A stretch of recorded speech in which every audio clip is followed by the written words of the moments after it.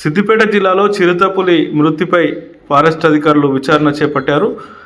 సిద్దిపేట జిల్లా దౌలతాబాద్ మండలం గొడుగుపల్లి శివారులో సోమవారం సాయంత్రం ఒక రైతుకు చెందిన పశువుపై చిరుతపులి దాడికి ప్రయత్నించింది. వెంటనే రైతు ఫారెస్ట్ అధికారులకు సమాచారం అందించారు.